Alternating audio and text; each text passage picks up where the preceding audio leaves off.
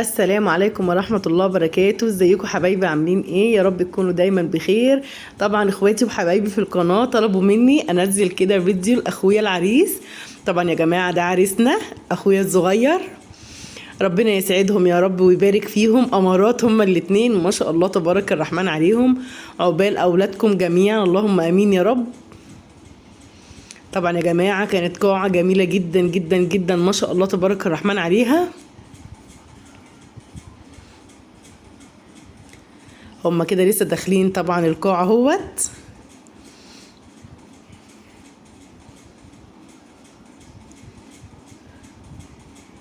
عقبال اولادكم وتفرحوا بيهم يا رب اللهم امين. كانت ليلة من ألف ليلة وليلة، بصراحة كانت ليلة جميلة جدا جدا جدا. ربنا يا رب يسعدهم ويبارك فيهم ويعوضهم إن شاء الله بالذرية الصالحة اللهم آمين يا رب.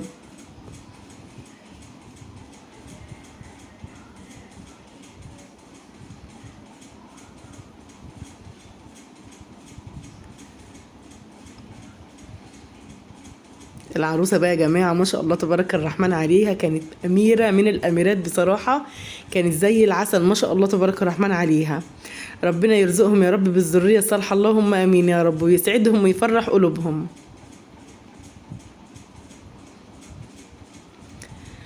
القاعة يا جماعة كان يعتبر كان قصر مش قاعة، والله العظيم كانت جميلة جدا جدا بصراحة. أول مرة في حياتي أشوف قاعة بالجمال والحلاوة دي بصراحة.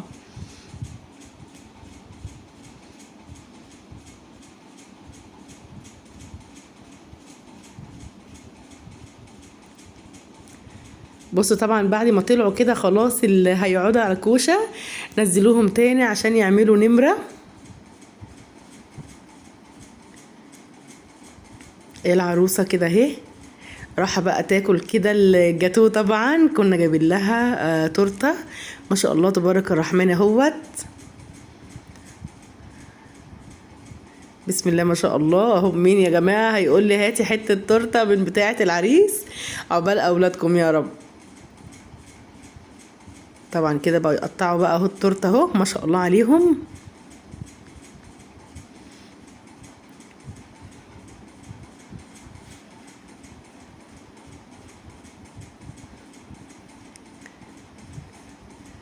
طبعا هيما اخويا حبيبي ربنا يا رب يرزقه بالذريه الصالحه، هو اكلها الاول وبعد كده هي هتديله. بص طبعا قال لها يلا اديني بقى على طول.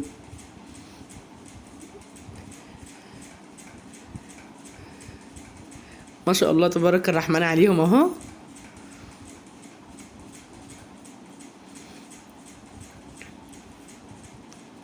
طبعا يا جماعه كانوا عايزين ياكلوا بعض تاني ويعملوا يعني نمره تانية، بس بصراحه العريس مرضيش، قال لا كده كفايه قوي، انا اكلتها وهي اكلتني وخلاص الحمد لله رضا.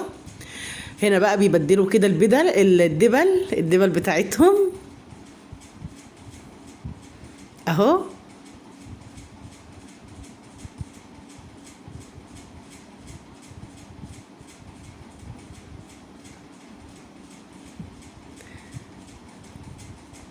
هو طبعا غير لها كده الدبله بتاعتها، وهي هتغير له برضو الدبله بتاعت جوزها. احلى عرايس بصراحه ربنا يسعدهم يا رب.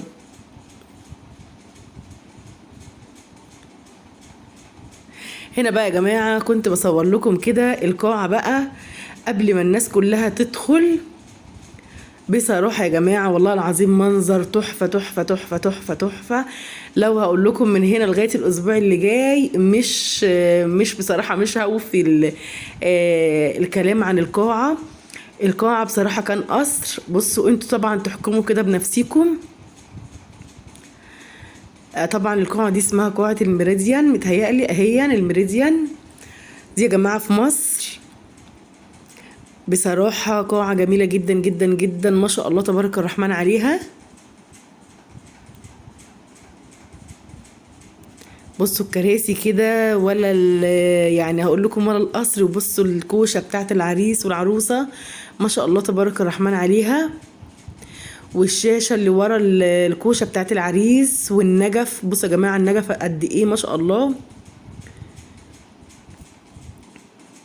طبعا انا دخلت القاعة قبل ما الناس كلها تدخل، وقلت بقى اصورها لكم كده عشان ايه؟ عشان تشوفوا طبعا افراحنا وافراح اختكم شوشو اخوها. طبعا انتم كنتوا طالبين مني ان انا انزل لكم الفرح، انا طبعا نزلت لكم كده اهو شويه لقطات على قد ما قدرت طبعا.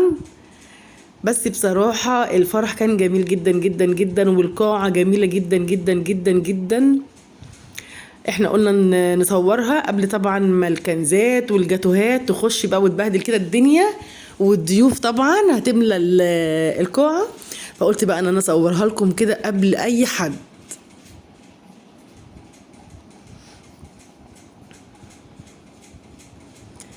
والنجف يا جماعة، والزهريات بتاعت الورد والكراسي ما شاء الله تبارك الرحمن عليها، والشاشة اللي ورا الكوشة. يعني حاجة بصراحة جميلة جدا جدا جدا. ويا رب بقى يا جماعة الفيديو النهاردة يكون عجبكم. كملوا يا جماعة الفيديو للآخر، والله العظيم 3 قاعة جميلة جدا جدا جدا ما شاء الله تبارك الرحمن عليها.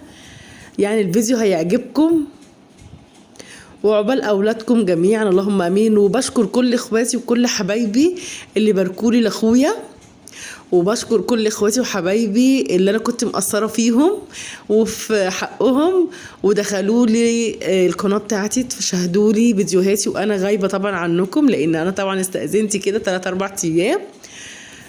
دخلوا لي. جيت بصراحه لما فتحت القناه لقيت ناس كثيره جدا جدا جدا ده كانوا داخلين لي على فيديوهاتي. بشكركم كل اخواتي وحبايبي. ربنا يا رب يسعدكم ويبارك فيكم. احنا اكيد طبعا مش هنكبر غير ببعض، وربنا يوفقنا جميعا يا رب اللهم امين. خلاص يا جماعه بقى انا هسيبكم كده مع الجمال ده كله كده، وشاهدوا يا جماعه الفيديو كله عشان خاطر العريس والعروسه، وتسلموا لي احلى واجدع عيله، وعقبال عندكم جميعا في رعايه الله يا حبايبي.